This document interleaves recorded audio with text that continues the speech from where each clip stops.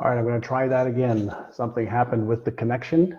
And my question was, do you believe the law of attraction is always at work? Is there such a thing as law of attraction? Are we attracting things into our life? Are we repelling things in our life? If you do me a favor. If you believe the law of attraction is always at work, type in, yes, it's always at work. And I was having a little connectivity issues. I was trying to show you something that I've got as a gift for you. And I've got a little follow along manual here. Okay, you can see me and hear me now. Great. So do you believe the law of attraction is at work? I put together this little manual that talks about everything being energy. I got to bring it really up close to you. If you wanted, my team will put a copy of it for you so you can follow along. Hold on, sorry. With a couple of really good tools for you. So if you want to copy this, my team will put a link for you. But let me know down in the chat. Do you believe there's this thing called the law of attraction? There are other laws that you need to understand as well. I'm going to follow along in this little manual as well.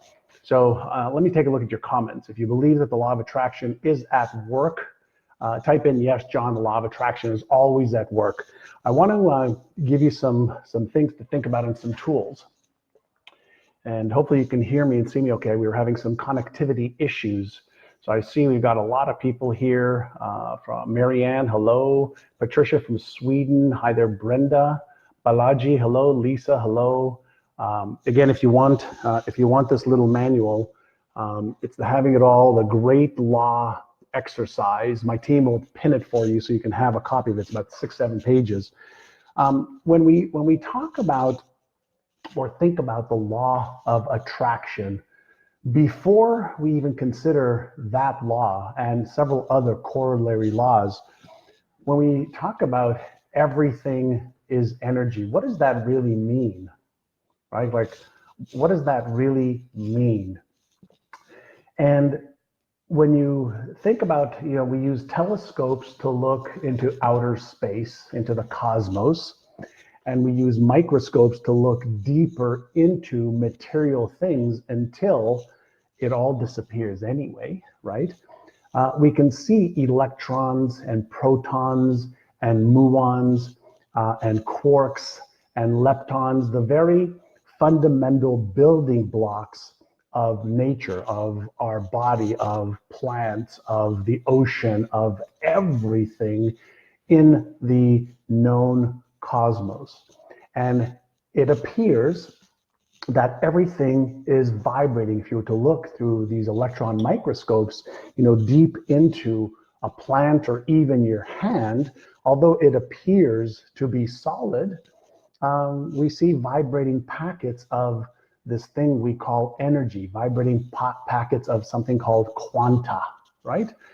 And so if everything is vibrating, then is it possible, and this is a dialogue, right? Is it possible that when you and I have a thought, a positive one, a negative one, a thought about something we want or something we don't want, right? So it's a thought, a spark of electrochemical activity in the brain, a thought. We say, I want this, I don't want that. Is it possible? Let's just have a little dialogue here. Is it possible that since that thought is a burst of electrical activity and also releases a chemical that correlates with that thought, is it possible that the electrochemical activity is vibrating, oscillating, moving, whatever you want to call it, at a certain frequency that resonates or repels with certain things in the physical world? Is it possible? I think so. There's a lot of research around, electromagnetism and the electromagnetic spectrum. If you think about this for just a minute, when you pick up your cell phone and you dial a number on your cell phone and you hit send, the number that you dial is just bits, X's and zeros, or zeros and ones.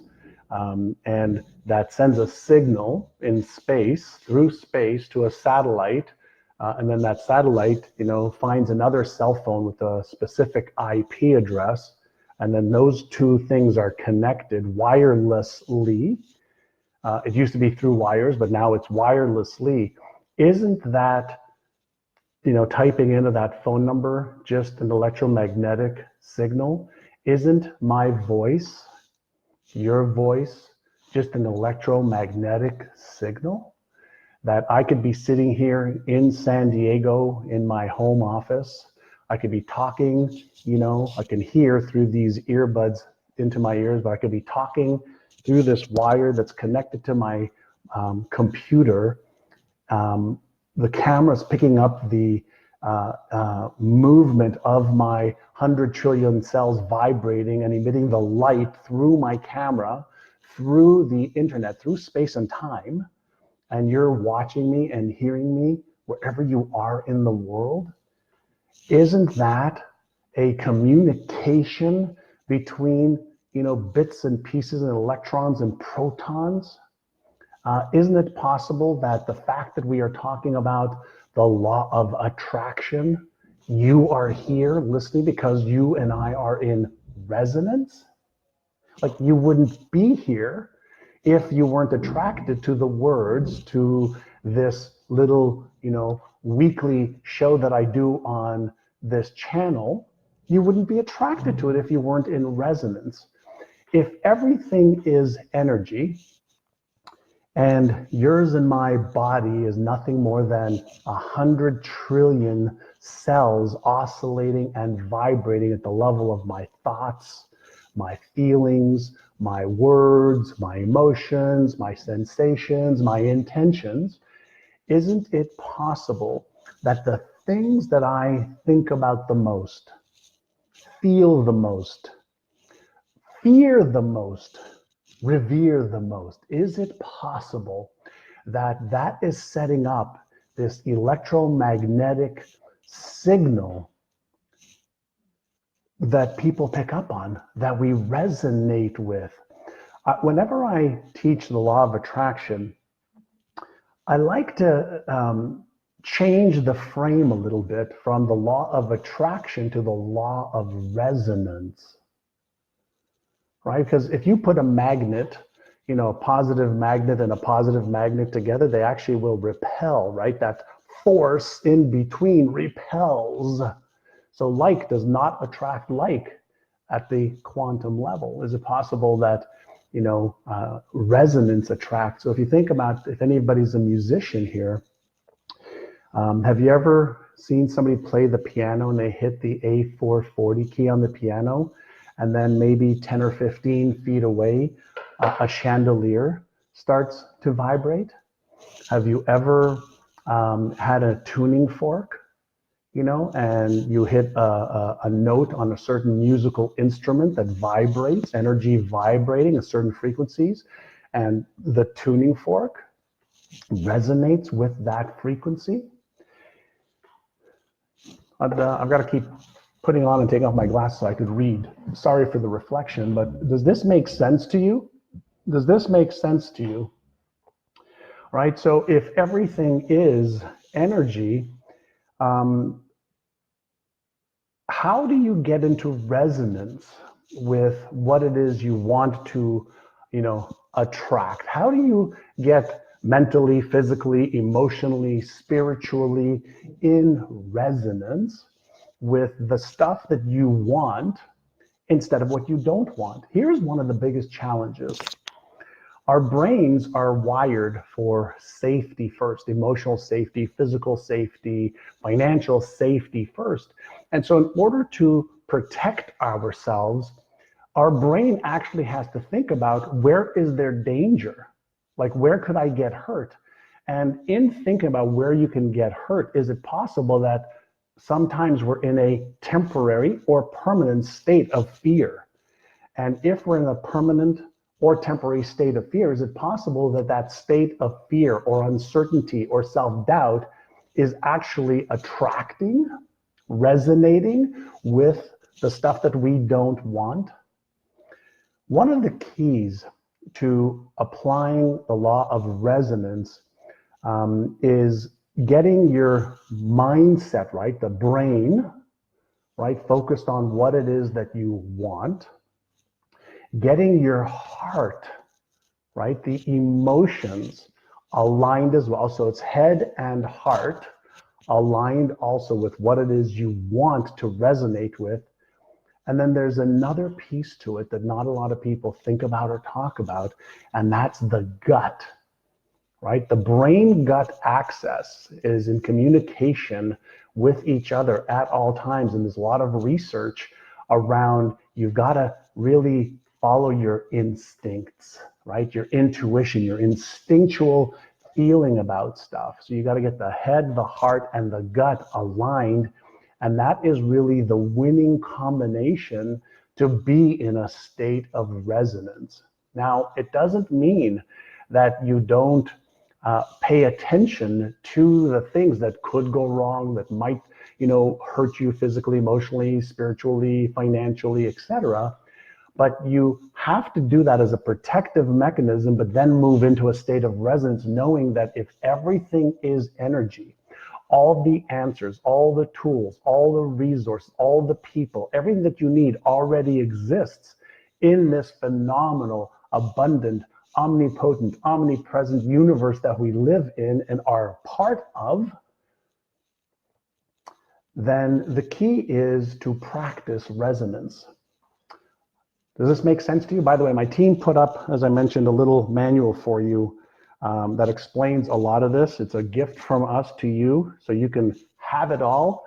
And so in this, it's part of my Have It All, the Great Law exercise. It's about 6 pages. And the one that I'm talking about right now is, hold on, let's see if I get the lighting right. Sorry, I'm sitting in front of a window right now.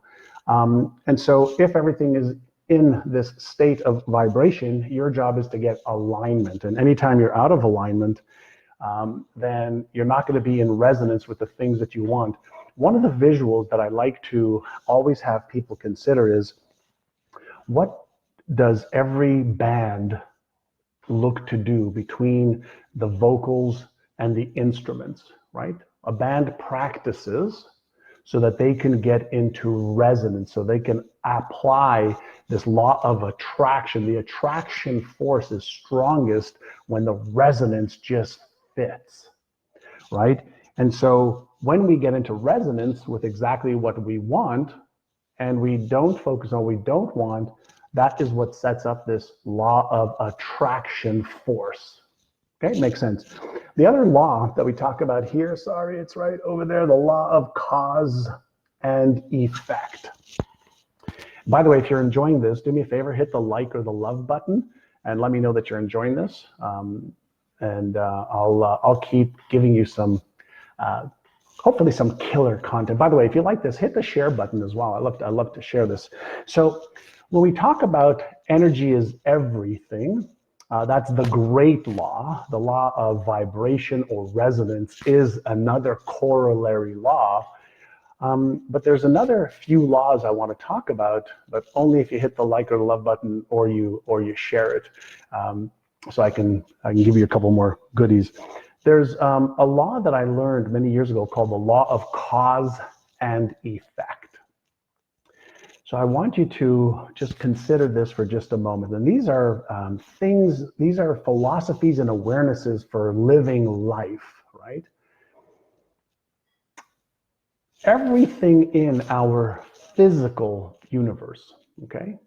In the physical universe is an effect, right? So, whether it's the little brain that I have here, whether it's the water, whether it's my, reading glasses, whether it's my shirt, whether it's the money in my bank account or yours, whether it's your weight, whether it's your relationship.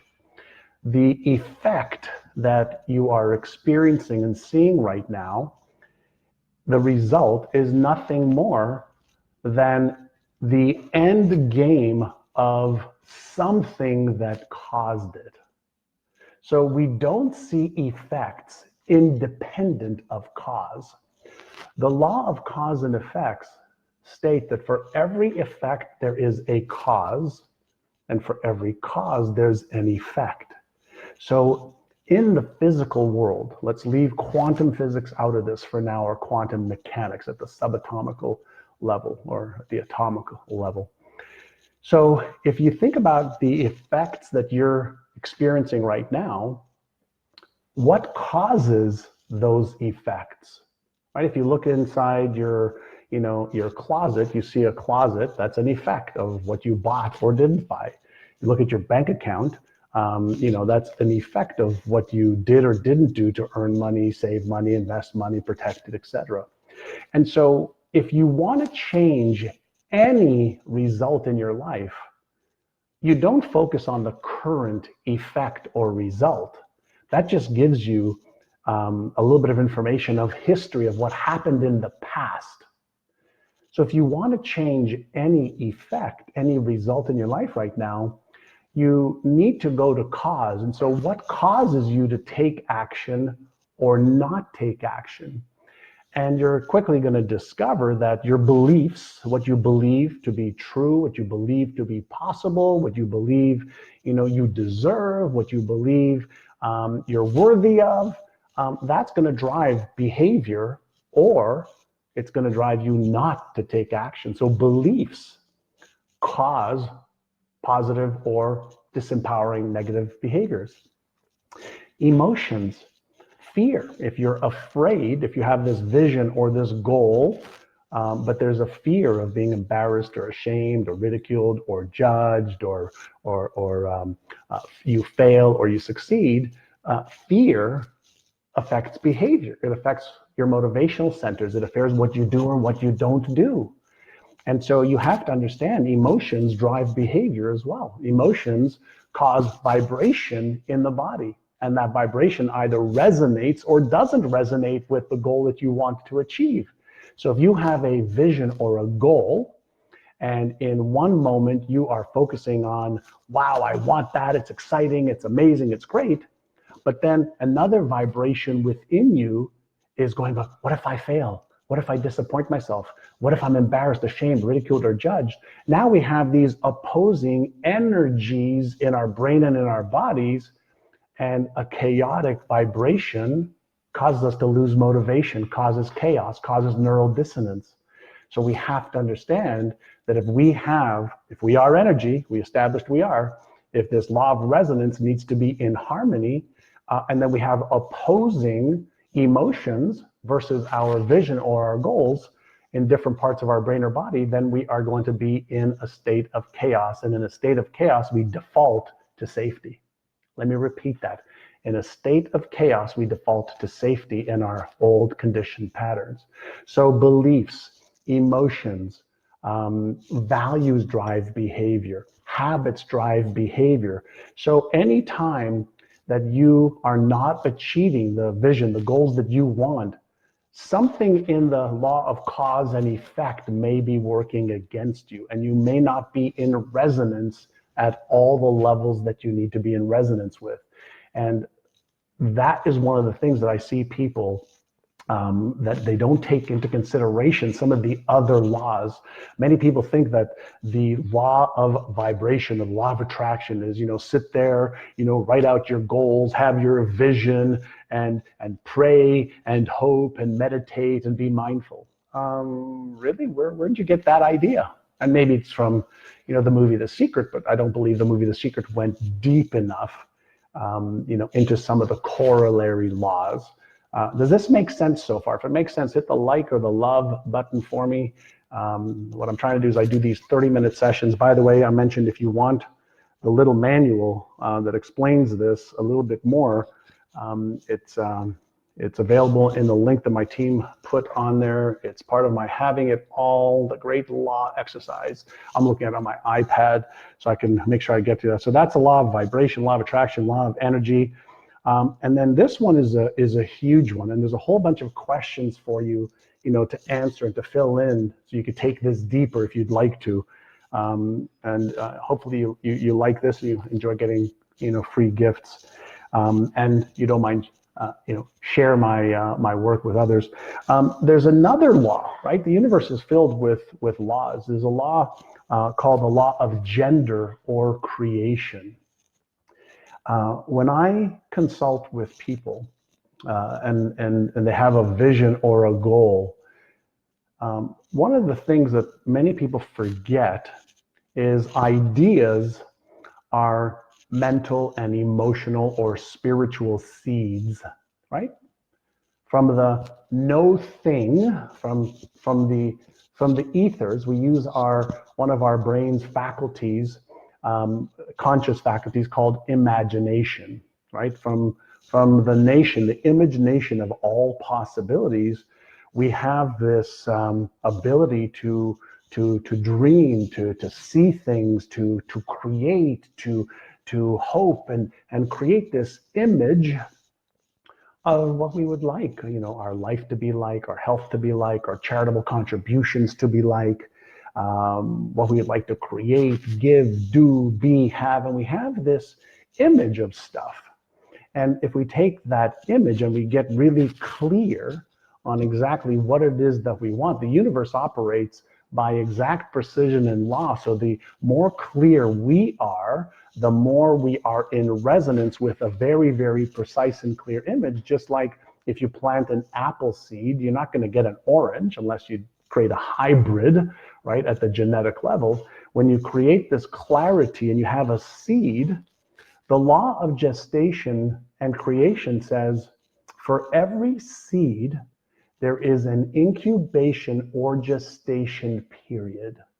So for example, a carrot seed is about 85 days for certain embryos to go from seed, from sperm and egg to connect and then multiply.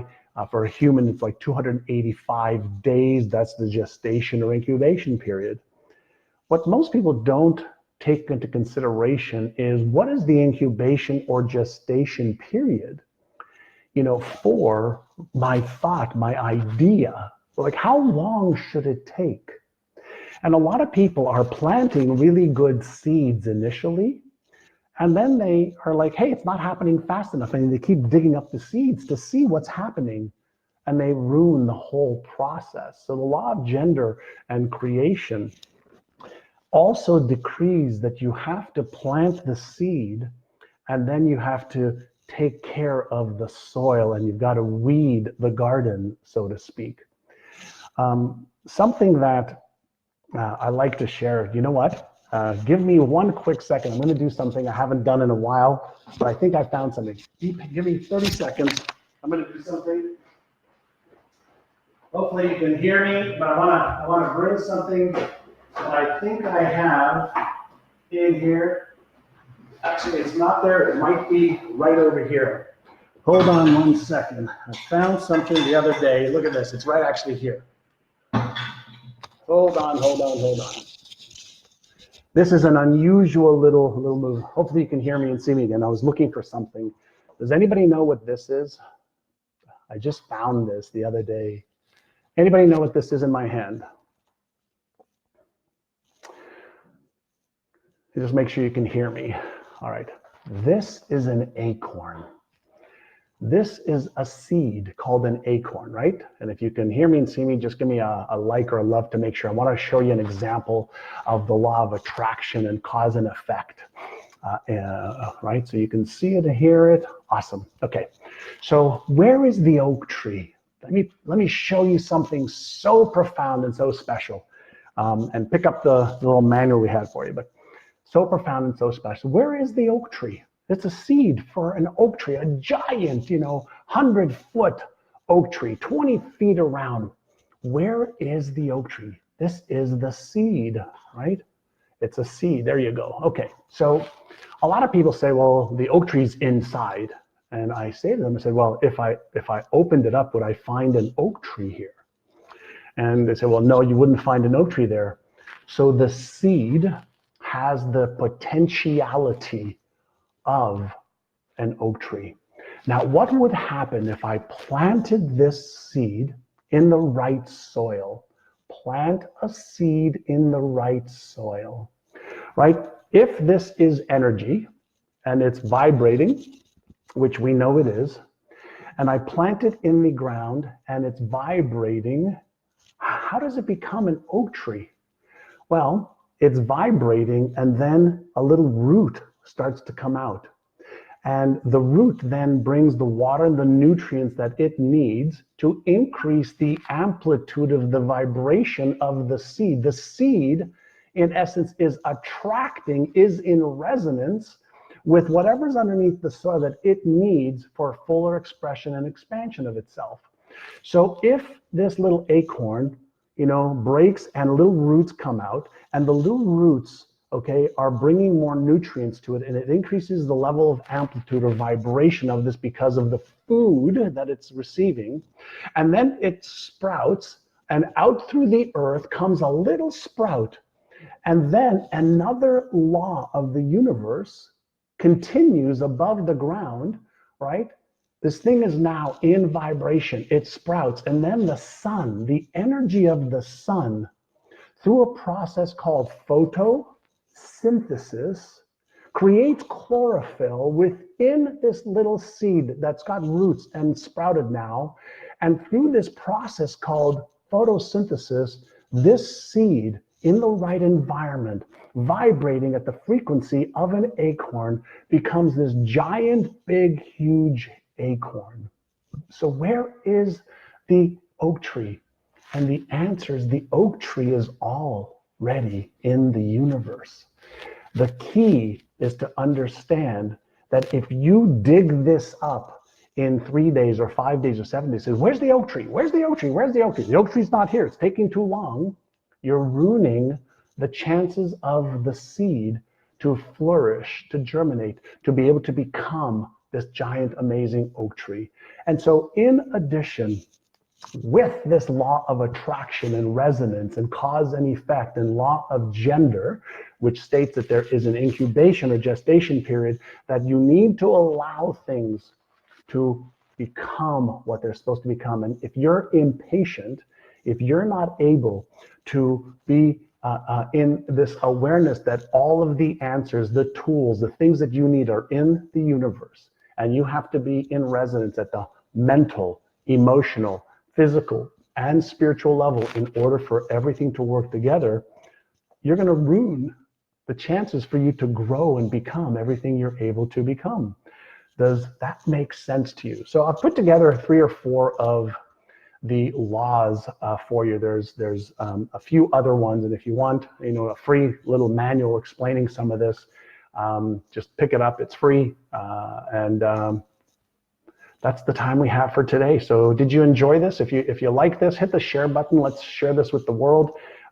My goal is to help you, really win the mental and emotional game, and do the right things in the right order so you can achieve more of your health, wealth, relationships, career, business goals.